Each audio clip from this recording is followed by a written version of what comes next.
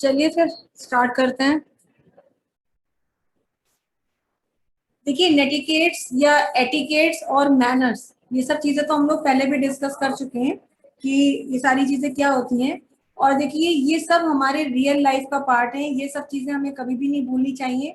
इसके लिए हमें किसी स्पेशल मोमेंट का या अपनी लाइफ में किसी स्पेशल अकेजन का या किसी स्पेशल प्लेस का वेट नहीं करना चाहिए कि जब हम उस जगह पर जाएंगे या उस माहौल में होंगे या ये काम कर रहे होंगे तब हमें ऐसा करना है।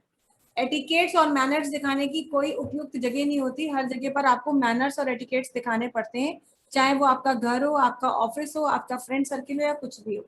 कहीं ना कहीं किसी ना किसी बात का आपको हमेशा ध्यान रखना होता है। और जो मेन बातें हैं, इंपॉर्टेंट बातें हैं, वो हम आपको बता ही चुके हैं। तो चलिए, बाकी किसी जगह पर भले ही आप इनफॉर्मल रहिए, आप बहुत फ्रैंक रहिए या आप मैनर्स को ध्यान मत रखिए, लेकिन जब आप एक वर्क प्लेस पे होते हैं तब आपको खास तौर से इन सब बातों का ध्यान रखना बहुत ही जरूरी है। क्योंकि अगर इन चीजों को आप इग्नोर करते हैं, एटिकेट्स का ध्यान नहीं रखते हैं, सही चीजों का ध्यान नहीं रखते हैं, तो डे बाय डे आप अपनी इमेज को लूज कर सकते हैं। और कितनी ही नॉलेज क्यों ना हो, कितना ही अच्छा क्यों ना हो, लेकिन एक समय आता है कि लोग आपको अवॉइड करना शुरू कर देते हैं। और हो सकता है कि ऑर्गेनाइजेशन भी इस बात पे ध्यान दे और मे बी आपको उस चीज के लिए ऑर्गेनाइजेशन से डिस्कनेक्ट कर दिया जाए। तो क्योंकि देखिए, व्यवहार सबसे इंपॉर्टेंट होता है। यदि आपका व्यवहार उचित है और लोगों से, तो सभी लोग आपके साथ काम करना पसंद करेंगे। यदि आप अनुचित व्यवहार करते हैं तो कोई भी आपके साथ काम करना पसंद नहीं करता। और सोसाइटी जिसे नेग्लेक्ट करती है, कंपनियां भी उसे प्रमोट नहीं करती हैं, उसके साथ कंटिन्यू नहीं करती हैं। पर इसका मतलब ये बिल्कुल नहीं है कि सिर्फ व्यवहार ही उचित रखना है कि अरे भाई व्यवहार उचित है तो कंपनी तो क्यों निकालेगी। सॉरी, इसका मतलब ऐसा बिल्कुल भी नहीं है। नॉलेज अपनी जगह पर है, एटिकेट्स मैनर्स अपनी जगह पर हैं। यदि दोनों चीजों को कंबाइन करके कॉम्बिनेशन में लेके चलेंगे तो ना कभी आपको प्रॉब्लम होगी और ना ही आपसे कभी और लोगों को प्रॉब्लम होगी। लेकिन अगर आप इसको डिसबैलेंस बना के रखेंगे कि खाली मैनर्स हमारे बहुत अच्छे हैं, हम नॉलेज में जीरो हैं, तो हो सकता है कि हमें कंपनी छोड़े ना, लेकिन हमें बहुत ही लो प्रोफाइल जॉब दे दे, कि बहुत ही कोई ऐसा काम दे दे कि जिसे करने में आपको इंटरेस्ट ही फील नहीं हो रहा, या आपको उसके अगेंस्ट जो सैलरी मिल रही है वो उससे आप सेटिस्फाइड नहीं है। तो नॉलेज अपनी जगह पर है, नॉलेज तो रखनी ही है, लेकिन नॉलेज होने का मतलब एटीट्यूड आना नहीं है। ये हमारा आपको समझाने का मतलब है कि एटीट्यूड नहीं आना चाहिए कि कोई भी चीज सीख गए या थोड़ा ज्यादा पढ़ लिख गए तो अपने को दूसरों से बेहतर समझे और दूसरों को ये सोचे कि जैसे दूसरे के अंदर कोई उसकी कोई वैल्यू ही नहीं है या इंपॉर्टेंस ही नहीं है। ऐसा बिल्कुल मत समझिए। पर्सनालिटी डेवलपमेंट में अपने व्यवहार के साथ जो सबसे इंपॉर्टेंट चीज दूसरी हमें ध्यान रखनी होती है वो है हमारा कम्युनिकेशन। कम्युनिकेशन, जिसको सीधे सीधे अगर हम कहें तो हम कह सकते हैं कम्युनिकेशन का मतलब होता है शेयरिंग, शेयर करना। किस चीज को शेयर करना है? अपने विचारों को, अपने भावों को, अपने एक्सप्रेशंस को शेयर करना दूसरे लोगों के साथ। जब आप कम्युनिकेशन की प्रोसेस में होते हैं तो उस समय पर भी आपको अपनी पर्सनालिटी को इस हिसाब से डेवलप करना है कि आपका कम्युनिकेशन एक बेस्ट मैनर में निकल कर के आए और उसका आउटकम जब भी मिले कम्युनिकेशन का, आपको एक पॉजिटिव आउटकम ही मिले। भले ही वो कम्युनिकेशन आप किस लिए कर रहे हैं, आपने अपनी कंपनी की तरफ से मीटिंग में गए थे, आप अपने कंपनी के किसी प्रोडक्ट को प्रमोट करने के लिए गए थे, आप सेल्स डिपार्टमेंट में हैं, तो भी आपको आउटकम पॉजिटिव मिले कि आपको उसके लिए ऑर्डर मिल जाए। अगर आप अपनी कंपनी में कोई अपने एम्प्लॉयज के लिए, उनके अप्रेजल के लिए, उनके मोटिवेशन के लिए आप कोई प्रेजेंटेशन दे रहे हैं, तो वहां भी कम्युनिकेशन कुछ ऐसा हो कि लोग आपसे कन्विंस हो और जो बातें प्रेजेंटेशन में आपने कही है उनको फॉलो करने के लिए अग्री कर जाए। या फिर आप किसी एक मीटिंग में, एक कॉन्फ्रेंस में बैठे हैं और जितने भी लोग आपके साथ कनेक्ट हो रहे हैं वो सब आपकी बात से कंप्लीटली अग्री हो या जो बात आप कह रहे हैं उसको ही फॉलो करें। जब आपकी मतलब कम्युनिकेशन इस तरह का होता है तो ऐसे कम्युनिकेशन वाले पर्सन को कंपनी हमेशा एक असेट की तरह से रखती है, क्योंकि उसे पता है कि इसको अपनी बात को कहने का ढंग पता है, अपने विचारों को कैसे आदान प्रदान करना है, कैसे अपने जो फीलिंग्स हैं या अपने एक्सप्रेशंस को कैसे शेयर करना है। क्योंकि शेयर करने का मतलब सीधे सीधे ये नहीं होता कि बात कहना, उसमें बहुत सी बातें आपको ध्यान रखनी चाहिए। एक बात आप हमेशा ध्यान रखिए कि जो कम्युनिकेशन की प्रोसेस होती है वो कभी भी वन वे नहीं होती है। आपको भी मालूम है, सभी लोग मतलब ट्रैफिक रूल्स को जानते हैं, आपको पता है बहुत से पाथ ऐसे होते हैं जो वन वे होते हैं। वन वे का मतलब ये है कि वो एक रास्ता गया जिसपे एक ही लोग चलेंगे और बाकी के लोग जो हैं वो मतलब एक तरफ से ही चलना है, वन वे है तो एक तरफ से चलना है, और एक तरफ जाकर के उसका डेड एंड आ जाएगा, मतलब कहीं ना कहीं वो रास्ता खत्म होगा, उसमें पीछे लौटने का रास्ता नहीं होगा। लेकिन कई बार टू वे भी आपको रूट्स फॉलो करने होते हैं, जिसमें आने और जाने दोनों का रास्ता होता है। तो ऐसे रास्ते में कोई डेड एंड नहीं होता, आगे बढ़ने के भी निरंतर मौके मिलते हैं और पीछे जाने के लिए भी आपको मौके मिलते हैं। पीछे जाने का मतलब आप खुद को पीछे नहीं कर रहे हैं, लेकिन दूसरे सामने की तरफ से भी लोग आ रहे हैं, पीछे जाने का मतलब हमारा ये, ठीक है। तो जब भी कम्युनिकेशन की हम बात करते हैं तो कम्युनिकेशन भी एक टू वे प्रोसेस है, इसमें भी टू वे पाथ होता है, जिसमें हमेशा आप जब बात कर रहे होते हैं तो कम से कम दो लोग उसमें एंगेज होते ही होते हैं। अब वो एंगेजमेंट किस तरीके का है ये डिपेंड करता है कि जैसे अगर आप मीटिंग में हैं, आप कोई प्रेजेंटेशन दे रहे हैं या आप कोई टॉपिक पढ़ा रहे हैं, तो वहां पर दूसरे एंड पे जो लोग हैं वो सिर्फ आपको सुन रहे हैं, शायद उन्हें बोलने का मौका ही ना दिया जाए, या बोलने का मौका दिया जाए तो टाइम टू टाइम इस बात की परमिशन दी जाए कि अब आप बोलें। लेकिन कई बार ऐसा होता है कि एक म्यूचुअल डिस्कशन में होते हैं कि यानी हम भी बोल रहे हैं, सामने वाला भी बोल रहा है, और हम लोग एक अपना म्यूचुअल डिस्कशन कर रहे हैं, तो इस तरीके का भी कम्युनिकेशन होता है।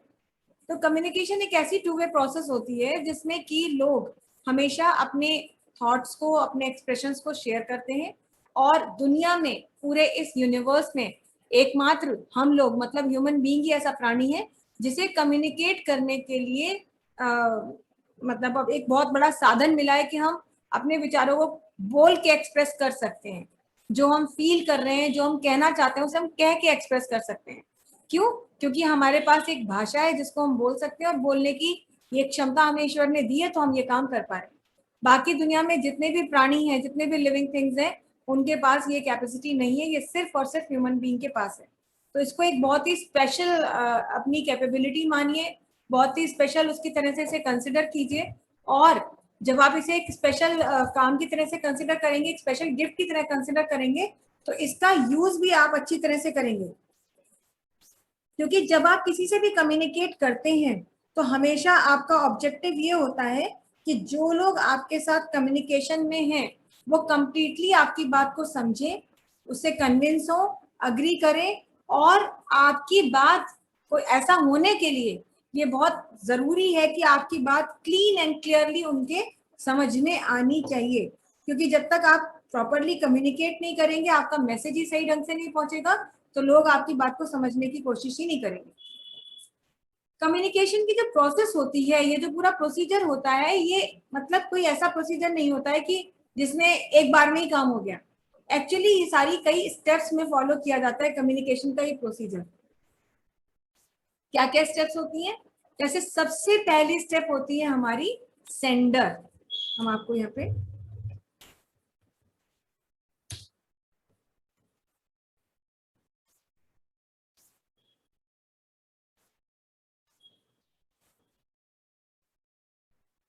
कम्युनिकेशन की जो पूरी प्रोसेस होती है, इसको अगर हम देखें तो इसमें जो पहली स्टेप होती है वो होती है सेंडर की।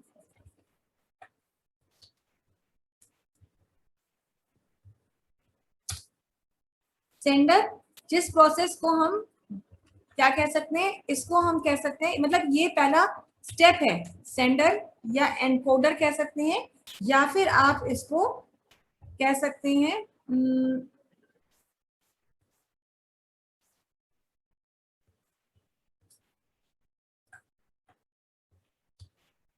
Signal given. यानी कम्युनिकेशन का वो प्रोसेस, वो स्टेप जहां पर लोग अपनी बात को एक माध्यम की मदद से सेंड करते हैं, अपनी बात को कहते हैं, या हम कह सकते हैं कि हम एनकोड करते हैं। ऐसी स्टेप को हम एनकोडिंग या सेंडिंग भी बोलते हैं, और जो व्यक्ति ये काम कर रहा होता है वो सेंडर या एनकोडर कहलाता है। जैसे कि जब भी कोई कम्युनिकेशन प्रोसेस शुरू होती है, जब भी मान लीजिए आप अपने फ्रेंड से भी मिलने गए, आप सुबह सुबह इंस्टीट्यूट आए, मिले एक दूसरे से, तो सबसे पहले जिसने हाय या हेलो बोला वो कौन है? वो सेंडर है ना? तो उस वो हो गया सेंडर, यानी वो एनकोडर है, वो अपनी बात को, अपनी कम्युनिकेशन को स्टार्ट कर रहा है, और स्टार्ट करने के साथ साथ वो उस चीज को, मतलब वो प्रोसेस को शुरू कर चुका है। तो यहाँ पर सेंडर वो व्यक्ति होता है जो अपनी बात को कहता है। हमेशा कम्युनिकेशन को स्टार्ट करने के लिए आपको कुछ बातें ध्यान रखनी है। कि भाई जब आप एक सेंडर की तरह से हैं तो इसका मतलब आप एक ग्रुप के सामने हैं। वो ग्रुप 2 लोगों का, एक व्यक्ति का या 1000 लोगों का हो सकता है। जैसे अगर आप मान लीजिए 1-to-1 कम्युनिकेशन कर रहे हैं, कि मान लीजिए आप अपने फ्रेंड से बात कर रहे हैं, तो वो 1-to-1 कम्युनिकेशन हो गया। कई बार ऐसा होता है कि आप सपोज एक पूरी मीटिंग में जहाँ 20-25 लोग हैं जो आपको देख रहे हैं, या शायद एक क्लास में जहाँ आप कोई टॉपिक पे लेक्चर ले रहे हैं, जहाँ 50-60 बच्चों की क्लास है, क्या हो सकता है कि आपको 1000-1200 लोगों के कॉन्फ्रेंस रूम में बैठना पड़े, जहाँ आप कॉन्फ्रेंस में हैं और आप ही उस पूरे के पूरे इवेंट को स्टार्ट करने वाले हैं। या हो सकता है कि आप एक स्पीच दे रहे हैं, लोग आपकी स्पीच को सुन रहे हैं। इस तरह का कोई भी एक एनवायरमेंट हो सकता है, ऐसा माहौल हो सकता है जहां पर आप कम्युनिकेशन को स्टार्ट करते हैं। कम्युनिकेशन को स्टार्ट करने वाला हमेशा सेंडर कहलाता है, क्योंकि वो अपनी बात को कह करके लोगों तक एक सिग्नल भेज रहा है। अब इसके लिए सबसे पहले चीज जरूरी होती है कि आप जिन लोगों के सामने हैं, वो आपके स्टूडेंट्स हैं, आपके कलीग्स हैं, आपके सुपीरियर्स हैं, आपके बॉसेस हैं, या आपके सामने वो लोग हैं जो कंप्लीटली आपको, आपके फॉलोअर्स हैं। तो उन लोगों को आपको सामना फेस करना, आपको उनका आना चाहिए। आप फेस नहीं कर सकते तो आपको ये मतलब प्रोफाइल में होना ही नहीं चाहिए, कभी भी आपको एनकोडर बनना ही नहीं चाहिए। क्यों? क्योंकि जिस ग्रुप को आप फेस करते हैं, भले ही वो आपके कलीग्स हो, आपके स्टूडेंट्स हो, आपके फॉलोअर्स हो, या कुछ भी हो, उनमें कुछ लोग आपके डिमीनर भी हो सकते हैं। डिमीनर का मतलब वो लोग जो आपको काउंटर करेंगे। हो सकता है आप कोई टॉपिक पढ़ा रही हो, आपने किसी टॉपिक पे क्लास लेनी हो, और आपको ये एक इम्पोर्टेंट चांस दिया गया हो आपकी क्लास में से सिर्फ आपको। मान लीजिए आपके कंपटीशन में कोई और एक स्टूडेंट था, या आपका ही फ्रेंड था, या आपका कोई बैचमेट था जो कि ये काम करना चाहता था, पर उसे मिला नहीं है मौका, और मौका मिल गया आप कि आप ये क्लास लीजिए, या आप ये टॉपिक पढ़ाइए, या आप इस टॉपिक पर लेक्चर लीजिए। तो जाहिर सी बात है कि जो आपका कलीग है, वो एक कंपटीशन होने की वजह से, ऐसा नहीं कि कोई जिंदगी भर का मतलब एक झगड़ा हो गया, मगर क्योंकि वो आपके कंपटीशन में था, तो हो सकता है उसको ये फीलिंग हो इस बात की कि आपको इस चीज के लिए वो अपने मन में एक ग्रज रखे कि हाँ भाई, इनको ये मौका मिला है, तो कभी भी जब भी मौका मिलेगा तो हम इनको लेट डाउन करेंगे, इनको नीचे दिखाएंगे। तो ऐसे बहुत से डिमीनर्स हमारे ग्रुप में हो सकते हैं जिनके साथ हम डिस्कशन में होते हैं। तो आपको इस बात का ध्यान रखना है कि ऐसे डिमीनर्स को कैसे फेस किया जाए, क्योंकि इनको फेस करने के लिए आपको प्रॉपर एक्सपर्टीज होनी चाहिए। एक्सपर्टीज के साथ अगर आप हैंडल करेंगे तो कोई भी कम्युनिकेशन बहुत सही ढंग से चल सकता है और उस पर्टिकुलर सेशन को हैंडल किया जा सकता है। लेकिन अगर आप ऐसे लोगों को हैंडल करना नहीं जानते तो कम्युनिकेशन प्रोसेस आपकी जो है बहुत ही खराब होगी, और वो सेशन या वो इवेंट या वो लेक्चर या वो क्लास कंप्लीटली स्पॉइल हो सकती है। तो आपको इस बात का ध्यान रखते हुए ही अपना एक प्रॉपर मैसेज, क्योंकि आप एनकोडर हैं, आप सेंडर हैं, तो कम्युनिकेशन को स्टार्ट कर रहे हैं किसी भी बातचीत के माध्यम से, तो वो ऐसा कुछ होना चाहिए तरीका कि आपका माध्यम, आपकी जो बातचीत का ऑब्जेक्टिव है, जो आप कहना चाहते हो, वो कंप्लीटली सामने वाले तक अच्छी तरीके से क्लीन एंड क्लियर मैनर में पहुंचे, ना कि किसी तरीके का कोई कंफ्यूजन रहे। सेंडर को हमेशा इस बात का ध्यान रखना चाहिए कि जिन शब्दों का वो इस्तेमाल करता है वो बहुत ही इजी वर्ड्स हो, कॉमन हो, ऐसा ना कि बहुत कॉम्प्लिकेटेड या बहुत ही डिफिकल्ट वर्ड्स बोले जाएं। दूसरी बात ये है कि आपको कम शब्दों में अपनी बात रखनी होती है, बातों को कहने के लिए बहुत लंबा प्रोसेस नहीं यूज करना है। कई बार हम लोग क्या होता है, जब किसी टीचर से पढ़ते हैं तो हम कहते हैं वो टीचर बहुत बोरिंग है। क्यों? क्योंकि मान लीजिए हो सकता है वो बातों को लंबा खींचते हो, ऐसा नहीं कि उन्हें नॉलेज नहीं है, नॉलेज उन्हें खूब है, लेकिन हो सकता है बातों को लंबा खींचने की उनकी आदत हो, मतलब उनको लगता है कि यार बात को बहुत इन डेप्थ में कहना है, डीपली जाकर के कहना है। लेकिन सबको डेप्थ की रिक्वायरमेंट नहीं है, वो डेप्थ नॉलेज में नहीं जाना चाहते, तो ऐसी सिचुएशन में उनको उनका टीचर बोरिंग लगने लगेगा। पर कुछ टीचर्स ऐसे होते हैं जिनकी क्लास को अटेंड करने के लिए स्टूडेंट्स बहुत ही विलिंग होते हैं, मतलब वो कहते हैं कि उनकी क्लास आने का वेट कर रहे होते हैं। तो ऐसा क्यों होता है? क्योंकि उनका बात करने का ढंग इतना इंटरेस्टिंग है कि उनका सेशन कभी बोरिंग ही नहीं लगता। बात वो भी वही कह रहे हैं, टॉपिक वही है, लेकिन तरीका सिर्फ ऐसा है कि वो बात को इंटरेस्टिंग तरीके से कह रहे हैं, और पहले वाला जो फैकल्टी है वो बात को बोरिंग तरीके से कह रहा है। तो आपको बोरिंग नहीं बनना है, कम्युनिकेशन चाहे जैसा हो उसको इतना इंटरैक्टिव रखिए कि लोग आपसे कनेक्टेड फील करें। ऐसा ना हो कि 2-4-10 मिनट के बाद में लोग इतना बोर हो जाएं कि आपके साथ में वो कनेक्टेड फील ना हो और या तो वो डिस्ट्रैक्ट हो जाए या पीछे वाले बैठे लोग जो है वो झपकी लेना शुरू कर दें। तो इस तरीके से हमेशा कम्युनिकेशन को, हमारा आपका ऑब्जेक्टिव ही होना चाहिए कि कम्युनिकेशन बहुत ही इंटरैक्टिव हो। और इंटरैक्टिव के लिए अगर एक टीचर है तो बीच बीच में कुछ क्वेश्चंस हम पुट डाउन कर सकते हैं, ताकि बच्चों को इस बात का एक अलर्टनेस भी रहे कि मैम कभी क्वेश्चन पूछ लेंगी।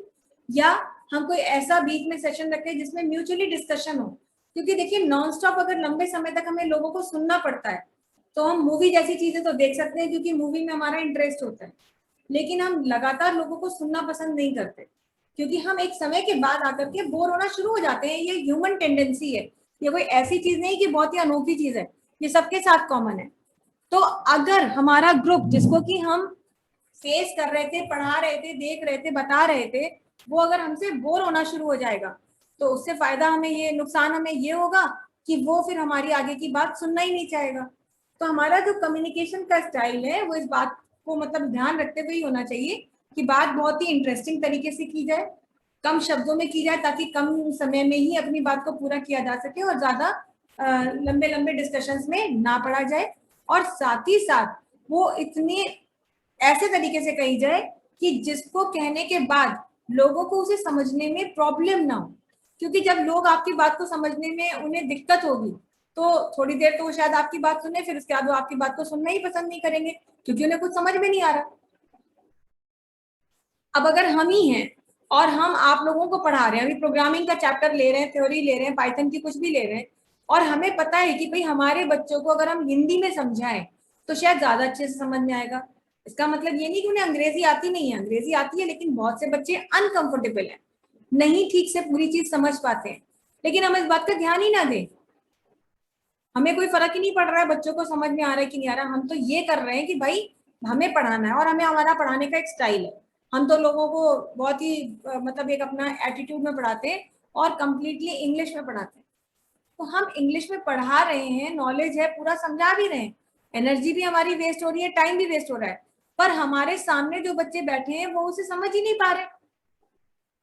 क्यों? क्योंकि वो उस लैंग्वेज में कंफर्टेबल नहीं है। तो ऐसे कम्युनिकेशन का कोई फायदा नहीं होगा, क्योंकि जब ऐसे कम्युनिकेशन किया जाएगा तो लोग अगर उसे समझ नहीं रहे तो थोड़ी बहुत देर के बाद वो उसे सुनना भी बंद कर देंगे। तो आपको अपना मैसेज कुछ इस तरीके से हमेशा देना होता है, रखना होता है कि जो लोग आपकी बात को अच्छे से समझे। जहां इंग्लिश में ही लोग समझ पा रहे हैं चीजों को, वहां हिंदी या किसी और लैंग्वेज में कहना बेवकूफी होगी। इसी तरीके से जहां हम कम्युनिकेशन में होते हैं और हम एक सेंडर की तरह से काम कर रहे होते हैं, एनकोडर है उस कम्युनिकेशन के, तो आपको हमेशा इस बात का ध्यान रखना है कि जो ग्रुप आपको सुन रहा है वो आपकी बात को इजीली समझ सके। कम्युनिकेशन का प्रोसेस कुछ इस तरह से, आपको जो स्टाइल ऑफ कम्युनिकेशन है वो हमेशा यहाँ पर इस तरह से रखना चाहिए। जो बात आप कह रहे हैं वो बात का एक सिग्निफिकेंस होना चाहिए। नॉन सिग्निफिकेंट चीजों को लोग नहीं सुनते हैं। मतलब कई बार ये होता है ना कि हम बातें कर रहे होते हैं, लेकिन जिस एजेंडा से रिलेटेड बातें करनी चाहिए या जो हमारा टॉपिक ऑफ डिस्कशन होना चाहिए, हम उससे भटक करके कहीं के कहीं पहुंच जाते हैं और इससे हमारा कम्युनिकेशन अननेसेसरीली लेंदी होता है, टाइम कंज्यूमिंग हो जाता है, और सबसे बड़ी चीज कि हम डिस्ट्रैक्ट हो चुके हैं, अपने मुद्दे से ही भटक चुके हैं। तो हमें ऐसा नहीं करना होता है। जैसे बहुत बार आप देखते हैं कि सभी लोग न्यूज थोड़ा बहुत देखते होंगे और सबको पता है न्यूज चैनल में कहीं ना कहीं हर चैनल पे एक वो कुछ इस तरीके का सेशन आता है जहां पे लोग एक दूसरे से डिबेट कर रहे होते हैं। अब वो डिबेट नहीं होती है, वहां आप देखें तो डिबेट से ज्यादा वहां कहीं लड़ाई झगड़ा होता है, वो डिबेट नहीं है। अगर उन लोगों को हाथ में एक एक तलवार पकड़ा दी जाए और कहीं सब आमने सामने ही बैठे हो तो शायद एक दो कत्ल हो हर डिबेट में। और आपने शायद रिसेंटली सुना भी हो कि कुछ डिबेट्स ऐसी हुई हैं जिसमें कि लोगों को मतलब बहुत ज्यादा उनका ब्लड प्रेशर हाई हो गया या किसी को हार्ट अटैक हो गया या कुछ ऐसा हुआ just after completing that debate session. तो इस तरीके की चीजें भी जो होती है वो हाइपर अग्रेसिव कर देती है। तो आपका जो सेशन है, जो कम्युनिकेशन में आप चल रहे हैं, उसमें आपको दूसरों को इतना ज्यादा मतलब अग्रेसिव नहीं बना देना है। आप उनको इस तरीके से चीजें रखें कि लोग आपकी बात को धैर्य के साथ सुने और मतलब वो एक प्रॉपर कम्युनिकेशन लगे, ना कि वो एक लड़ाई झगड़े में बदल जाए। क्योंकि कम्युनिकेशन जब हो रहा है और आप किस जगह पर कम्युनिकेट कर रहे हैं इस बात में अंतर होता है। डिबेट की जगह पर डिबेट होनी चाहिए जहां गए ही आप लड़ने झगड़ने मतलब आर्ग्यू करने, वहां तो ठीक है कि चलिए आप डिबेट कर रहे हैं, लेकिन अगर आप एक मीटिंग में हैं तो वो मीटिंग का सेशन एक डिबेट में ना कन्वर्ट हो, इस बात का ध्यान भी हमेशा हमको मतलब एज एन एनकोडर रखना पड़ता है, क्योंकि हम कम्युनिकेशन को स्टार्ट कर रहे हैं। जिस तरह से हम स्टार्ट करेंगे वैसे ही वो प्रोसेस आगे भी बढ़ने की उम्मीद की जा सकती है। लेकिन अगर हम स्टार्टिंग ही गलत ढंग से कर रहे हैं कि हमने मान लीजिए कंपनी का कुछ लॉस हुआ है और उसके बारे में हम यहाँ मीटिंग कर रहे हैं, और हमने आते ही शुरू हो गया अपने से क्या करते हो तुम लोग, कैसे करते हो, इतनी कंपनी कैसे लॉस में जा रही है, बाकी कंपनी को देखिए कितना राइज कर रहे हैं। तो आप या जो भी लोग उस जगह पर सामने बैठे होंगे वो उस डिस्कशन में रहना ही नहीं चाहेंगे, और अगर होंगे भी तो अपने पॉइंट को प्रूव करने के लिए वो भी पूरी तरह से आपसे आर्ग्यू करेंगे, आपसे उस चीज के लिए अपने पॉइंट्स रखेंगे, और पॉइंट्स रखते समय वो बिल्कुल भी इस बात का भी ध्यान नहीं रखेंगे कि जो बात वो कह रहे हैं उसका तरीका क्या है। क्यों? क्योंकि प्रोसेस को शुरू ही गलत तरीके से किया गया। तो कम्युनिकेशन के प्रोसेस को सही ढंग से आप शुरू करें। एज एन एनकोडर ये आपकी पूरी जिम्मेदारी बनती है कि बातों को बहुत ही अच्छे तरीके से कहा जाए, सही तरह से कहा जाए। गलत भी बोल रहे हैं, किसी को कुछ समझाना भी है तो आप सही तरीके से उसे समझाएं, ना कि उसे अग्रेसिव करके समझाएं। साथ ही साथ आपको इस बात का ध्यान रखना है कि जो बात आप कह रहे हैं वो बात उसको पूरी तरह समझ में आनी चाहिए, जिसके के लिए आपका जो प्रोनाउंसिएशन है वो बहुत क्लियर होना चाहिए। आप ना तो ओवर लाउड हो ना ही ओवर लो हो आपकी वॉल्यूम। एक स्टैंडर्ड वॉल्यूम अपनी मेंटेन करके रखिए और वही वॉल्यूम के साथ शुरू करिए और उसी वॉल्यूम के साथ खत्म भी करिए अपने कम्युनिकेशन के प्रोसेस को। क्यों? क्योंकि शुरू शुरू में एनर्जी ज्यादा होती है तो हम चिल्ला चिल्ला के बोलते हैं, लेकिन जैसे जैसे हम सेशन में आते जाते हैं, टाइम पास होता जाता है, तो एनर्जी लेवल डाउन होने की वजह से बाद में हम धीरे धीरे मतलब वो करना शुरू कर देते हैं, हमारी वॉइस जो है वो थोड़ा लो होना शुरू हो जाती है, और लास्ट तक आते आते हम बहुत ही लो वॉइस के साथ काम कर रहे होते हैं, जो कि एक अच्छा तरीका नहीं है। हमें ऐसा नहीं करना चाहिए। कम्युनिकेशन में हमेशा कंटिन्यूटी रहनी चाहिए। ये एक कंटिन्यूअस प्रोसेस है, इसको आपको ब्रेक नहीं करना है, क्योंकि अगर इस प्रोसेस को हम ब्रेक करते हैं तो कंटिन्यूटी डिसमेंटेन हो जाएगी, कंटिन्यूटी वहीं पर ब्रेक हो जाएगी, और ब्रेक होने से पहले से किया गया सारा कम्युनिकेशन वेस्ट हो जाएगा। तो इसके लिए आपको हमेशा ध्यान रखना है कि कंटिन्यूटी मेंटेन रहे। कोई बात आप कह रहे हैं, जैसे अभी हम ही पढ़ा रहे हैं और आप सुन रहे हैं, अब 2 मिनट के लिए हम शांत हो जाएं, 1 मिनट के लिए भी शांत हो जाएं, तो आपको दो इस चीज के दो अर्थ निकालेंगे। या तो आप पहला अर्थ ये निकालेंगे कि शायद मैम को आगे पता ही नहीं कि बोलना क्या है, या आपको लगेगा कि शायद मैम क्लास करके खत्म करके चली गई, और आप थोड़ी देर तो वेट करेंगे, फिर आप भी डिसज्वाइन करके कनेक्शन जो है अपना कट करके और आप अपने दूसरे काम करना शुरू कर देंगे। तो ऐसा कम्युनिकेशन होना चाहिए जिसमें कि एक कंटिन्यूटी बनी रहे, लोगों को ऐसा महसूस ना हो कि कम्युनिकेशन का प्रोसेस खत्म हो चुका है या जो हमें मैसेज दिया जा रहा था वो खत्म हो चुका है। जब तक आप कम्युनिकेशन में हैं तब तक आपको कंटिन्यूटी मेंटेन करके रखनी ही होगी, और अगर आप कंटिन्यूटी मेंटेन नहीं रखते हैं तो शायद आपको इसके बहुत नुकसान उठाने पड़ेंगे। जब भी आप कोई कम्युनिकेशन कर रहे होते हैं तो सबसे पहले जो सबसे इंपॉर्टेंट चीज आपको चाहिए वो है एक मैसेज। क्या बात आप करने के लिए यहाँ आए हैं? किसी से झगड़ा भी करने गए तो वो भी एक तरीके का कम्युनिकेशन ही है। आपके पास एक मैसेज होना चाहिए कि भाई आप किस बात पे झगड़ा करने गए। अगर आप दो लोगों के साथ खड़े हैं तो आप क्या डिस्कशन कर रहे हैं। यूं ही कोई खड़े होकर के, कभी आपने ऐसा नहीं देखा होगा कि 3 लोग या 4 लोग या 2 लोग भी अगर आपस में एक दूसरे को जानते हैं तो वो बस एक दूसरे का मुंह देख रहे हो, ऐसा नहीं होगा। वो कम्युनिकेशन करेंगे, ये ह्यूमन प्रोसेस है, ये नेचुरल है। हम लोग तो अनजान लोगों से बात करने लगते हैं, जब थोड़ी देर खड़े होकर बोर होते हैं तो हाँ भाई अच्छा चलिए ठीक है।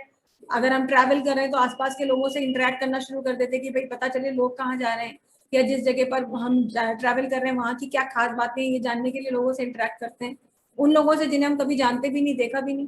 तो अगर आप 2 लोग ऐसे हैं जो एक दूसरे को जानते हैं तो वो सिर्फ यूं ही एक दूसरे को देखते रहें, खड़े रहें, या मतलब कोई कम्युनिटी बातचीत ना करें, ऐसा पॉसिबल नहीं है। ऐसा अगर होता है तो वो एक अच्छा कम्युनिकेशन नहीं माना जाता।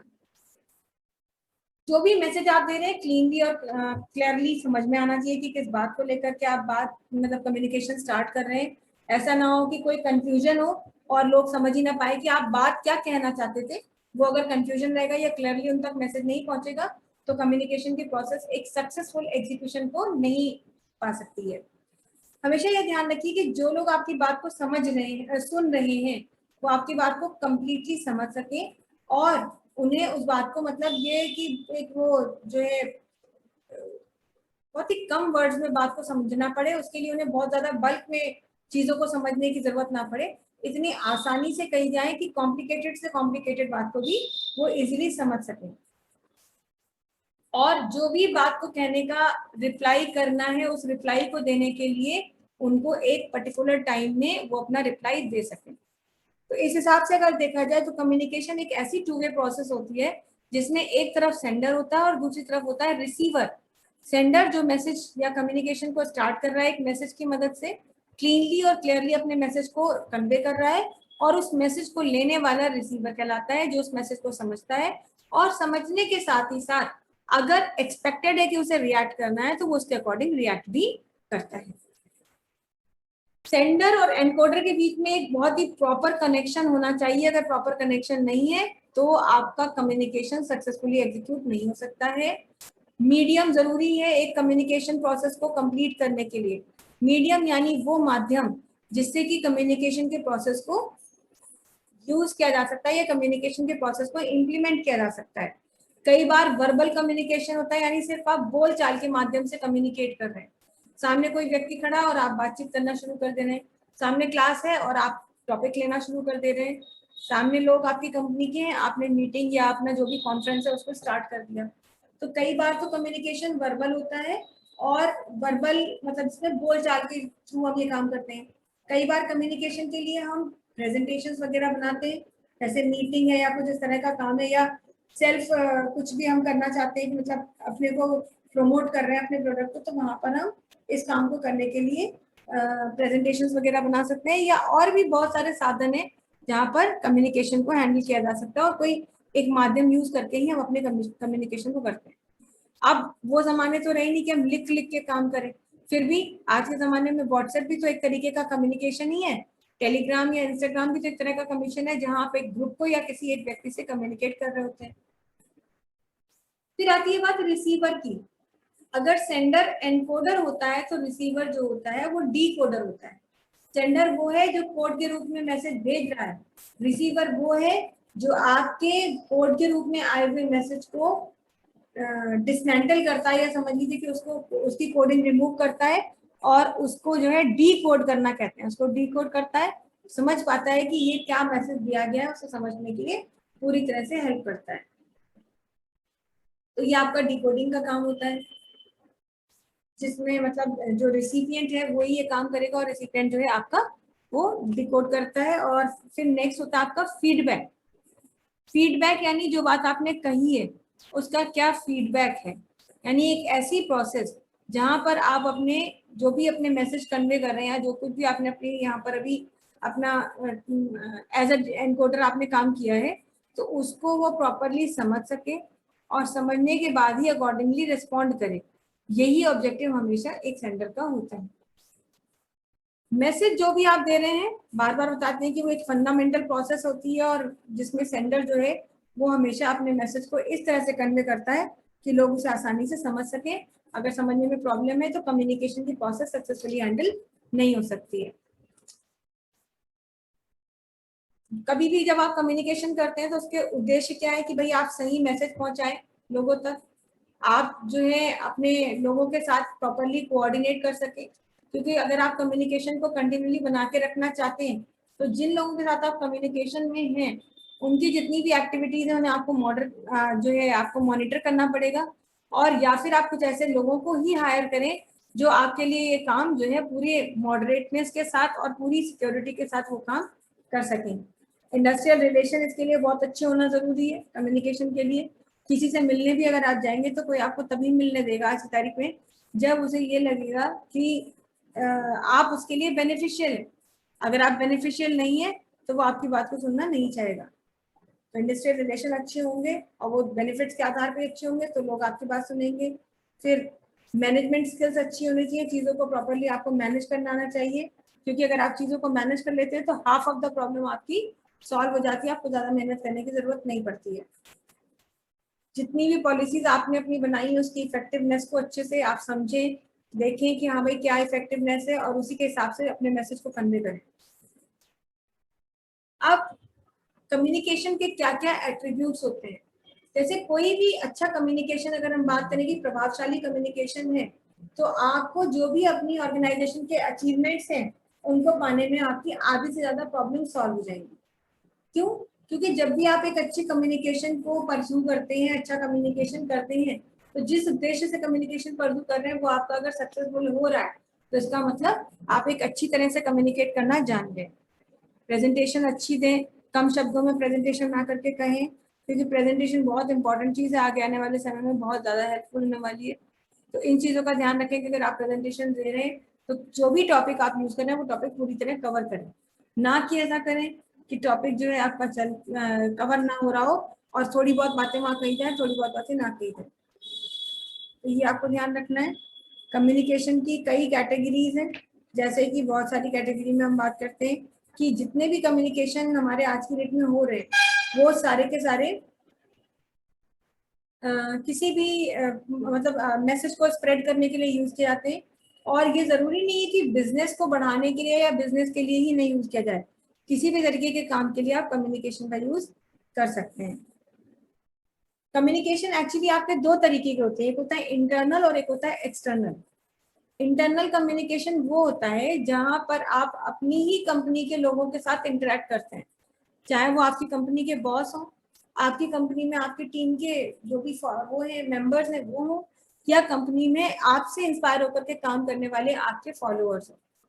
तीन लोगों के साथ ही कम्युनिकेट करना होता है। और जो है मतलब मेनली इनका ही इस बात का ध्यान रखना है कि ये लोग जो हैं वो किस ग्रुप को बिलोंग करते हैं, क्योंकि जिस ग्रुप को ये लोग बिलोंग करते हैं वहां पे वो लोगों को समझने की भाषा क्या है। यदि वो सब इंग्लिश में कंफर्टेबल है तो इंग्लिश में लीजिए मीटिंग, अगर वो लोग हिंदी में कंफर्टेबल है तो हिंदी में लीजिए। इन सब बातों का आपको जो है एक इफेक्टिव कम्युनिकेशन के लिए बहुत जरूरी है। और इंटरनल कम्युनिकेशन का मतलब है कि एक इन हाउस कम्युनिकेशन हो रहा है, जबकि एक्सटर्नल कम्युनिकेशन का मतलब ये होता है कि जहां आप अपने प्रीमाइसेस से अलग कहीं दूसरी जगह पर कम्युनिकेट कर रहे हैं। जैसे कि किसी दूसरे ऑफिस में गए और वहां पर आप अपने प्रोडक्ट को प्रमोट करने के लिए गए, या आप सेल्स के लिए गए, या आप प्रमोशन के लिए गए, दूसरी जगह पर जाकर के अगर आप काम कर रहे हैं तो वो आपका जो है यहाँ पर एक एक्सटर्नल कम्युनिकेशन के माध्यम की तरह से माना जाता है। फिर एक और कैटेगरी में कम्युनिकेशन को रखा जा सकता है फॉर्मल और इनफॉर्मल। फॉर्मल वो जहाँ हर बात का ध्यान रखिए, हर चीज का ध्यान रखिए कि चीजें कैसे की जा सकती हैं। इनफॉर्मल वो जहाँ पर हर समय आपको हर चीज को ध्यान रखने की जरूरत नहीं पड़ती। जैसे कि मान लीजिए हम घर में हैं, तो घर में यदि किसी के लिए मतलब हम थोड़ा जोर से बोल भी दें तो हमें मालूम है कि ठीक है यहाँ कौन सा हमारी तनख्वाह में से पैसे कटने वाले हैं। हालांकि इसका मतलब ये नहीं कि हम लाउडली बात करें, बट बाय एनी हाउ किसी वजह से हो गया कि हमने जोर से कह दिया, तो जो भी हम यहाँ पर कम्युनिकेशन करेंगे तो वो इनफॉर्मल है। घर में अगर आप ऐसे बोलेंगे तो कोई फर्क नहीं पड़ता, ज्यादा ज्यादा कोई ये बोलेगा कि चिल्लाओ मत। लेकिन ऑफिशियली अगर आप ये कर रहे हैं तो आपको जाहिर सी बात है वहां पर ये अलाउड नहीं है। तो इस बात का ध्यान रखिए कि जिस जगह पर आप हैं वहां पर जो आपका स्टाइल ऑफ कम्युनिकेशन होगा वो क्या होगा, फॉर्मल चाहिए या इनफॉर्मल चाहिए, उसके अकॉर्डिंग ही आप अपना कम्युनिकेशन करिए। तो ये चीजें हैं आपकी। नेक्स्ट फिर हमारा जो है फॉर्मल कम्युनिकेशन भी कई तरह मतलब दो तरह का होता है, एक होता है डाउनवर्ड और एक होता है अपवर्ड। डाउनवर्ड यानी कि जिसे आप वर्टिकल भी कह सकते हैं। वर्टिकल कम्युनिकेशन एक ऐसा कम्युनिकेशन होता है जहां पर आप सबऑर्डिनेट्स के साथ मतलब अपनी टीम या अपने सबऑर्डिनेट्स के साथ कम्युनिकेशन में होते हैं। जबकि अपवर्ड जो होता है वो हमारा होता है जिसमें कि हम अपनी अपने बॉस, अपने जो भी हमसे ज्यादा अच्छी पोस्ट पे काम करने वाले लोग हैं उनके साथ कम्युनिकेट कर रहे हैं। तो दोनों ही स्थितियों में आपको इस बात का ध्यान रखना है कि आपका कम्युनिकेशन कैसा होना चाहिए, आप किस तरह से बात कर रहे हैं, इस बात का आपको जो है बहुत ध्यान रखना होगा। क्योंकि इनफॉर्मल अगर कम्युनिकेशन आप कर रहे हैं और जो है एनवायरमेंट फॉर्मल है तो वहां पर आपकी बात को कोई भी दोबारा सुनना नहीं चाहेगा। इनफैक्ट कुछ लोग इतने ऑफेंड हो सकते हैं कंपनी में कि वो आपको वहां से हटाने की कोशिश करेंगे, तो ये चीज का ध्यान रखना है। फिर आपको नेक्स्ट जो है हमारी क्या क्या चीजें मतलब आपको जो है एक मैसेज को देने के लिए कैसे क्या आप चीज फॉलो करनी है कि आप जब भी कोई मैसेज देते हैं तो वो मैसेज एक तरह से ट्रांसमिट हो जाता है। जो भी मैसेज आप देते हैं वो मैसेज आपका ट्रांसमिट हो जाता है और ट्रांसमिट होकर के आपकी बात कन्वे हो जाती है उस एंड पर जहां पर आप बात कहना चाहते हैं। फिर कई बार ऐसा होता है उस कम्युनिकेशन प्रोसेस में जो रिसीवर है जो आपकी बात को ले रहा है वो कुछ इस तरह से काम करना शुरू कर देता है कि वो आपका जो एनकोडर है उसी को वो अपनी मतलब फीडबैक देता है या कहिए कि अपना रिस्पॉन्स देता है। फीडबैक एक कम्युनिकेशन प्रोसेस में बहुत ही इंपॉर्टेंट प्रोसीजर है, क्योंकि देखिए जब भी हम कोई काम करते हैं तो काम करने के बाद हमें अप्रेजल चाहिए होता है। अप्रेजल का मतलब ही यही है कि अप्रेजल मतलब जरूरी नहीं कि अप्रेजल ही हो, कई बार ये होता है कि अप्रेजल ना हो कि सामने वाला मतलब बिल्कुल ये कह दे कि आपने बहुत गंदा काम किया, बिल्कुल अच्छा काम नहीं किया। तो उस सिचुएशन में क्या है कि जो हमारा मोराल हाई था, जो हम मोटिवेटेड थे, वो सब हमने लूज कर दिया और हम यहाँ पर परेशान होकर के बैठे कि भाई हम क्या करें कैसे करें, मतलब मोटिवेशन नहीं मिल रहा हमको। तो मोटिवेशन हमेशा बहुत अच्छा मतलब जरूरी एक इम्पॉर्टेंट एलिमेंट है आपके कम्युनिकेशन का। अगर आप मोटिवेट कर रहे हैं और लोगों को अच्छा काम करने के लिए इंस्पायर कर रहे हैं तो वो आपको हमेशा हेल्पफुल रहेगा, आपके लिए भी बहुत ज्यादा वो हेल्पफुल हो सकता है। फिर आपका जो है रिलेशनशिप जो कंपनी में हो, अपनी जितने भी आपकी कंपनी में काम करने वाले हैं वो जिस पोस्ट पे भी हो, आपको उन सबके साथ एक अच्छा रिलेशनशिप मेंटेन करना होता है। क्योंकि क्या होता है कि देखिए जब हम काम करते हैं, अगर हम बहुत अच्छी पोस्ट पे हैं तो कई बार हमें इस बात पे ध्यान नहीं रखता कि हमारा चापरासी हमारे लिए गेट खोल रहा है और या हमारे लिए क्या काम कर रहा है। एक छोटा सा थैंक यू अगर हम उन्हें बोल देंगे तो कुछ हमारा बिगड़ेगा नहीं, लेकिन उस कम्युनिकेशन की प्रोसेस स्टार्ट हो जाएगी। प्लस उन्हें भी ये रियलाइज होगा कि हाँ हम उनकी मेहनत को रेस्पेक्ट कर रहे हैं, ऑनर कर रहे हैं। तो इस तरीके की चीजों को हमें ध्यान रखना होता है।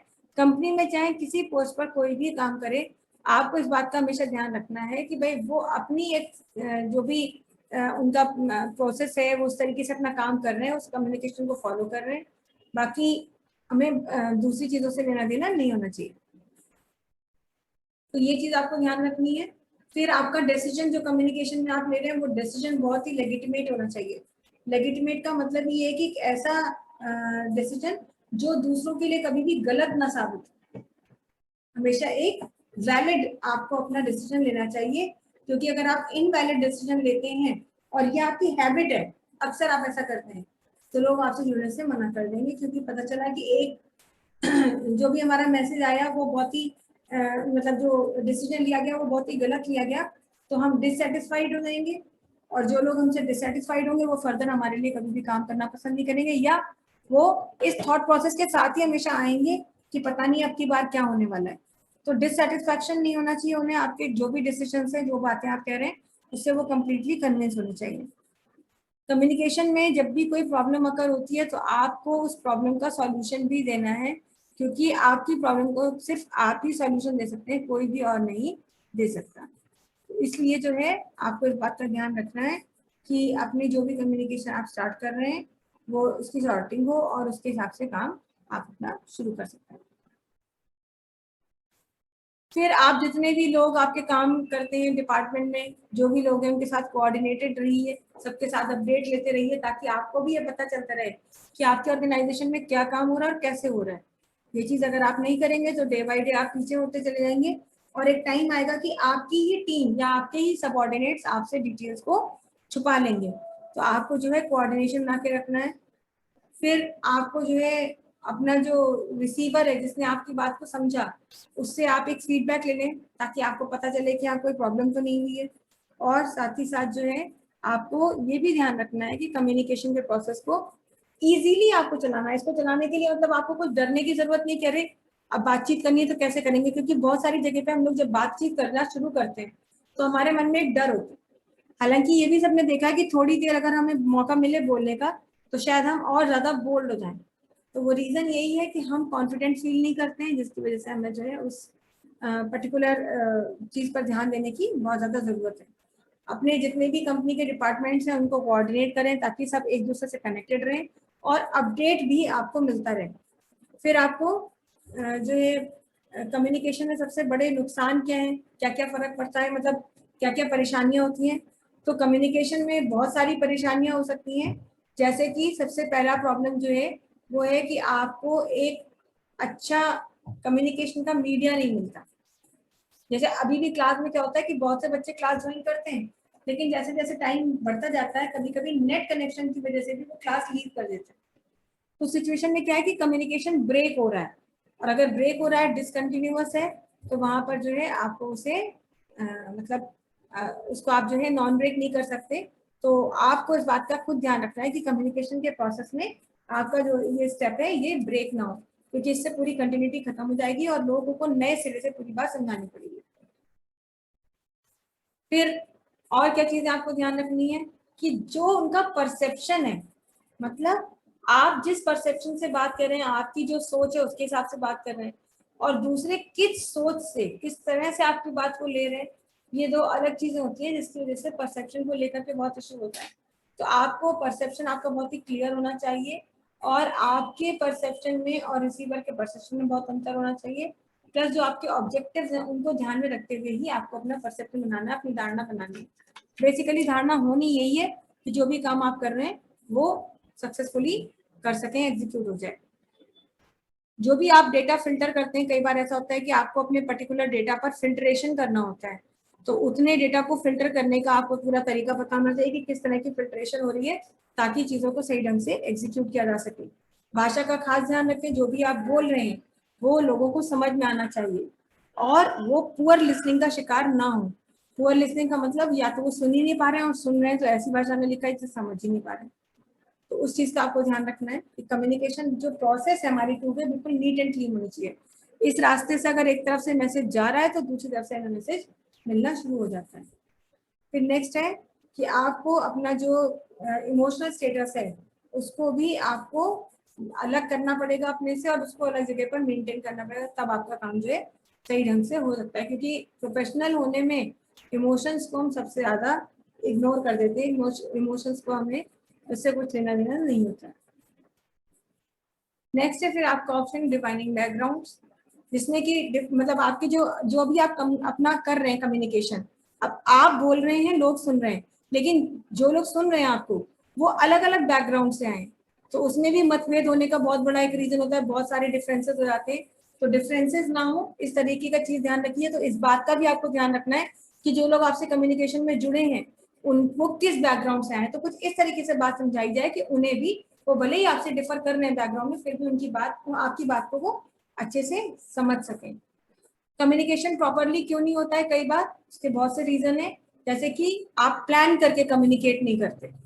जैसे आपने कहा भाई हम तो बहुत कॉन्फिडेंट है, जो भी बात हमें कहनी है हम कह लेंगे, खड़ा कर दो कहीं भी, हमारे अंदर कोई प्रॉब्लम नहीं है। तो ठीक है, ये बात अगर ऐसी है तो बहुत अच्छी बात है, लेकिन बार बार जैसा कि हम कहते हैं कि ओवर कॉन्फिडेंट होने की जरूरत नहीं है। आपको अगर कोई कम्युनिकेशन करना है तो उसकी प्लानिंग करिए, ताकि आप सही ढंग से चीजों को कर सकें। जैसे एक बहुत ही छोटा सा एग्जाम्पल हम आपको दे रहे हैं कि अगर कोई मान लीजिए नया नया यूट्यूबर बना और उसने अपना वीडियो बनाना चाहा तो बनाएगा, अब पता चला 10 बार वो वीडियो को डिलीट कर रहा है क्योंकि कहीं कुछ गलत हो गया, कहीं कुछ गलत हो गया। हम ही ने कोई वीडियो, हम तो लाइव स्ट्रीमिंग करते हैं, लेकिन फिर भी हमने कहा कोई रिकॉर्डेड वीडियो में बनाना है तो पता चला उसमें कुछ गलत हो रहा है। तो बार बार या तो हम वीडियो को डिलीट करके नए सिरे से वीडियो बना रहे हैं, जिससे कि हमें बहुत टाइम वेस्ट हो रहा है। तो ऐसी वेस्टेज को अवॉइड करने के लिए ही हमको इस बात का ध्यान रखना है कि हम पूरी प्लानिंग के साथ में अपना कम्युनिकेशन स्टार्ट करें। प्लानिंग कम्युनिकेशन के साथ साथ नहीं हो सकती, आप पहले प्लान कर लीजिए, उसके बाद आप काम करिए। फिर आपको जो भी है अपना अजम्पशंस के ऊपर काम नहीं करना, मतलब कुछ धारणा बना के काम नहीं करना है। फिर आपको जो भी अपना टाइम दिया गया उस टाइम के अंदर आप अपनी सारी चीजों को खत्म कर लें। तो अगर ये सब चीजें आप नहीं कर पाते हैं तो आपका कम्युनिकेशन सही ढंग से नहीं एग्जीक्यूट होगा। कई बार आपकी बात जो है वो सही ढंग से इसलिए नहीं कही जाती क्योंकि या तो आप भाषा ही सही गलत इस्तेमाल नहीं कर रहे हैं। हो सकता है लोगों को हिंदी में समझ में आ रहा हो, आप इंग्लिश में बोल रहे हैं, या इंग्लिश में समझ में आता है आप हिंदी में बोल रहे हैं। तो इस बात का आपको ध्यान रखना है। दूसरा, आपको इस बात का भी ध्यान रखना है कि लोग आपकी बात को क्यों समझे। तो आपका सेशन इतना इंटरेक्टिव हो, आपका कम्युनिकेशन इतना इंटरेक्टिव हो, तब ये चीज हो पाएगी। फिर बहुत ज्यादा आपको कम्युनिकेशन में इनफॉर्मल होने की जरूरत नहीं है। फॉर्मल एनवायरनमेंट में बिल्कुल भी इनफॉर्मल होने की जरूरत नहीं, भले ही आपका फ्रेंड, आपका बेस्ट फ्रेंड, आपका कलीग क्यों ना हो, लेकिन आपको तब तक इनफॉर्मल नहीं होना है जब तक कि आप अपने एक पर्टिकुलर प्रोफाइल में हैं और जिस काम को करने के लिए आप आए हैं। क्योंकि कम्युनिकेशन जब आपका जो है इस तरह से अगर नहीं हो पाएगा तो वो प्रोसेस वहीं पर ब्रेक हो जाएगी और आगे उससे कोई फायदा नहीं है। तो इम्पर्सनल कम्युनिकेशन नहीं होना चाहिए, बहुत ही आपका जो है प्रॉपर तरीके से होना चाहिए। फिर आप कोई भी इस तरीके का मतलब कम्युनिकेशन के टाइम पे जोर से बोलना, लाउडली बोलना या थ्रेटन करना जैसी चीजें नहीं होनी चाहिए। आप बहुत ज्यादा ओवरलोड भी मत करिए इन्फॉर्मेशन। जैसे आपको टॉपिक पढ़ा रहे हैं, पता चला एक दिन में आपने 2 घंटे की क्लास ले ली और आपने सारे टॉपिक एक ही दिन में खत्म कर दिए, तो उससे क्या होगा कि आपकी जो इन्फॉर्मेशन थी उसकी जो है बहुत ज्यादा ओवरलोडिंग हो जाएगी, जिसकी वजह से लोग उसे समझेंगे नहीं और उस पूरे प्रोसेस को अवॉइड करेंगे और अपना कोई दूसरा रास्ता चुनेंगे कम्युनिकेशन करने का। तो ये सब चीजें आपको नहीं करनी है। इन सब बातों के लिए आपको इन बातों का ध्यान रखना है कि एक अच्छा कम्युनिकेशन किस तरह से हो सकता है। फिर आपको हमेशा इस बात का भी ध्यान रखना है कि जब आप कम्युनिकेशन कर रहे हैं तो उस समय पर आपकी फिजिकल डिसेबिलिटी ना हो, क्योंकि कई बार क्या होता है कि अपनी बातों को सही ढंग से हम इसलिए नहीं कह पाते क्योंकि फिजिकली हम डिसेबल हैं। जैसे हमारा मान लीजिए बोलने का तरीका ऐसा है कि लोगों को नहीं समझ में आ रहा, तो वहां पर उन्हें प्रॉब्लम हो रही है, तो ऐसी प्रॉब्लम्स होंगी तो कम्युनिकेशन प्रॉपर नहीं हो पाएगा।